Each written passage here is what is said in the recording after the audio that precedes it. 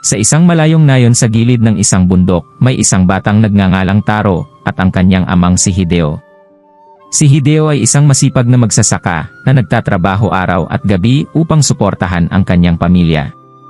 Ngunit sa kabila ng kanyang pagsusumikap, lagi niyang nararamdaman na parang may kulang sa kanyang buhay, isang pakiramdam ng kalungkutan at kawalan ng kabuluhan. Isang araw, habang naglalakad sa kagubatan, nakita ni Taro ang isang matandang pari na nakaupo sa ilalim ng isang malaking puno. Siya ay si Pari Satoshi, kilala sa kanilang lugar bilang isang matalinong tao na nagbibigay ng payo sa mga nangangailangan. Lumapit si Taro at nagsabi, "Pari Satoshi, ang aking ama ay laging malungkot kahit na siya'y masipag sa trabaho. Paano ko po siya matutulungan?" Ngumiti si Pari Satoshi at sinabing, "Dalhin mo siya rito bukas ng umaga, Taro, at magkakaroon tayo ng pag-uusap."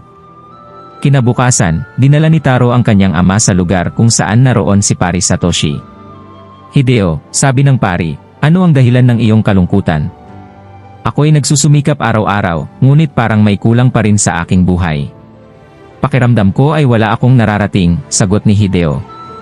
Hinawakan ni Pari Satoshi ang kamay ni Hideo at sinabing, "Nais kong ibahagi sa iyo ang isang kwento."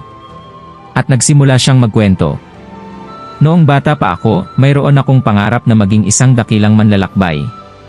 Isang araw, nagpasya akong maglakbay sa iba't ibang lugar upang hanapin ang kasiyahan at kahulugan ng buhay. Sa aking paglalakbay, nakilala ko ang maraming tao at natutunan ang maraming bagay, ngunit lagi kong nararamdaman na may kulang pa rin. Isang araw, nakarating ako sa isang maliit na nayon at nakilala ko ang isang matandang guro. Tinanong ko siya, 'Guro, bakit hindi ko matagpuan ang kasiyahan at kahulugan ng buhay kahit na ako'y naglakbay na sa malayong lugar?' Ngumiti ang matandang guro at sinabing, "Ang kasiyahan at kahulugan ng buhay ay hindi mo matatagpuan sa malalayong lugar. Ito ay nasa loob mo. Ang tunay na kahulugan ng buhay ay nasa pagmamahal at pagtanggap sa sarili at sa mga taong mahal mo. Kapag natutunan mong tanggapin at mahalin ang sarili mo, doon mo matatagpuan ang tunay na kasiyahan." Mula noon, natutunan kong pahalagahan ang bawat sandali at ang mga taong mahalaga sa aking buhay.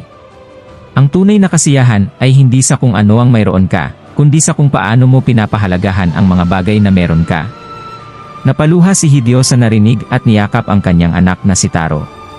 "Maraming salamat, Pari Satoshi," sabi niya. "Natutunan kong ang kasiyahan at kahulugan ng buhay ay nasa pagmamahal at pagtanggap sa sarili at sa mga mahal ko sa buhay." Mula noon, si Hideo ay naging masaya at kontento sa kanyang buhay. Patuloy siyang nagsikap, ngunit ngayon, ginagawa niya ito ng may buong puso at pag-asa. Ang kanilang nayon ay napuno ng kasiyahan at pagmamahal dahil sa aral na ibinahagi ni Pari Satoshi. Maraming salamat sa panonood ng aming kwento. Kung nagustuhan niyo ang aming video, huwag kalimutang i-like, i-share, at mag-subscribe sa aming channel. At huwag kalimutang i-check ang iba pa naming mga videos na puno ng inspirasyon at pag-asa. Ang bawat kwento ay naglalayong magdala ng liwanag at kaligayahan sa inyong buhay. I-click na rin ang notification bell para lagi kayong updated sa aming mga bagong kwento. Ang inyong suporta ay makakatulong sa amin upang makapag-produce pa ng maraming inspiring na kwento. Kita-kits sa susunod na video.